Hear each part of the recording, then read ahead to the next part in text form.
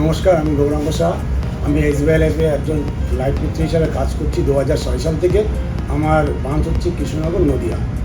আমি একবার এমডিআরটি হয়েছি, 4বার জেওটিসি এবং 2বার প্রেসিডেন্ট। তাছাড়া প্রত্যেক বছর আমি ক্লাব মেম্বার হিসাবে কাজ করে আসছি। আমি প্রথম 2006 সালে যখন বিভিন্ন কাজে খুঁজছিলাম, তখন এক ভদ্রলোক, যিনি সন্তোষ চ্যাটার্জি বাবু, উনি স্টেট ব্যাংকের ম্যানেজার ছিলেন। উনি আমাকে বললেন, বাবা তুমি চাকরি পেয়ে গেলে ভালো, নাহলে তুমি এসবিআই লাইফে যুক্ত হতে পারো, দেখবে তোমার জীবনে অনেক কিছু পারো। তা ওনার কথা শুনে আমি এসবিআই লাইফে যুক্ত হলাম। এবং তখন এসবিআই লাইফ আর আজকের এসবিআই লাইফ আকাশ পাতাল ডিফারেন্স। আমাদের ম্যানুয়ালি ফর্মে কাজ করতে হতো।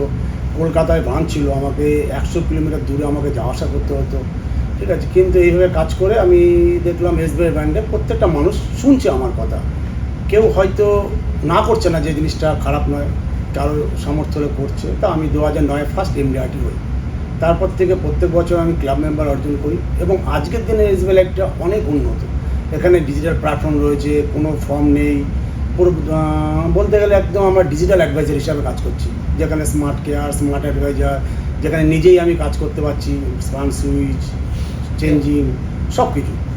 তবে আজকাল দিনে দেখেছি আমি যে বিভিন্ন রকমের যারা এই প্রফেশনে যুক্ত আছে, সব থেকে বড় পয়সা ইনকামের সাথে একটা বড় জিনিস আমি পেয়েছি, যে মানুষের পাশে দাঁড়ানো। কোনো পরিবারে যখন কেউ চলে যায়, তখন সবাই এসে জিজ্ঞাসা করে কোনো এলআইসি করা আছে কি না।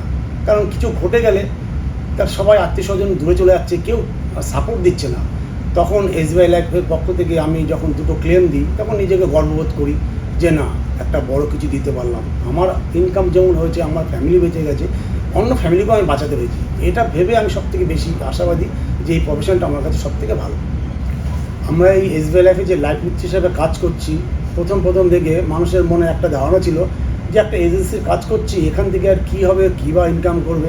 কিন্তু যখন আমাদের লাইফস্টাইলগুলো দেখছে যে আমরা কীভাবে কী পাচ্ছি, বিভিন্ন দেশ বিদেশ যাচ্ছি বা জায়গা, ল্যান্ড, প্রপার্টি নিচ্ছি, তখন আস্তে আস্তে বিভিন্ন যারা সার্ভিস করে বা যারা আমাদের এসবিআই লাইফের এজেন্টদের বা বিভিন্ন আদার কনসার্ন এজেন্টদের অন্য চোখে দেখতো, এখন সেই জিনিসটা অনেক চেঞ্জ হয়ে গেছে।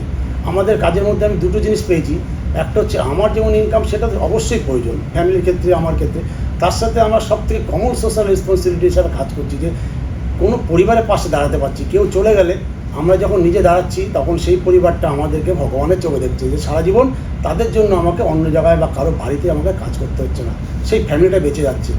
এটা তো নাম্বার ওয়ান। আর নাম্বার টু, আমি একটা ছোট্ট স্টোরি বলছি, যে আমাদেরকে মানুষ খারাপ চোখে দেখতো, সেখানে ভগবানও কিন্তু আমাদের মনে হয় খারাপ চোখে দেখে না। যখন যমরাজের কাছে হিসাব করে দেখা যাচ্ছে যে কাকে কোন জায়গায় ফেলবে, নরকে বা স্বর্গে, তখন প্রথমে এক ডাক্তারকে ডাকা হয়।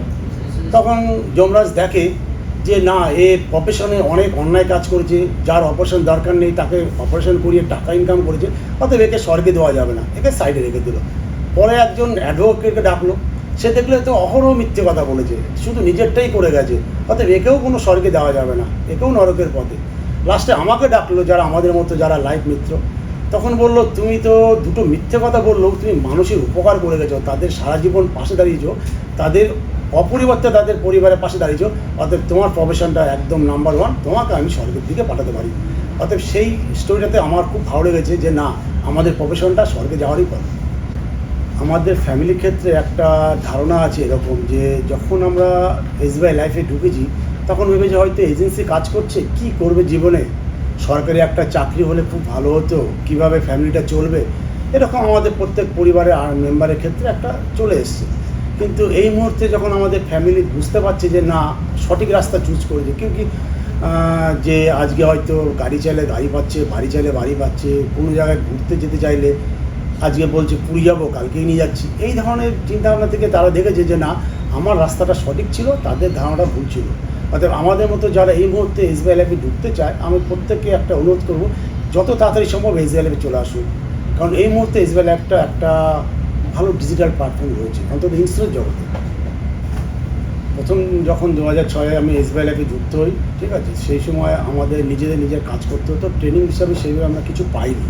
কিন্তু এই মুহূর্তে আমাদের ট্রেনিংয়ের সিস্টেমটা অনেক এসবিআই লাইফ থেকে আমরা বেশি পাচ্ছি, বা এসবিআই সংস্থা বাড়িয়েছে, ডিজিটাল প্ল্যাটফর্ম আছে, যেখানে আমরা স্মার্ট কেয়ার বা স্মার্ট অ্যাডভাইস প্লাসের মাধ্যমে আমরা অনেক কিছু জানতে পারছি।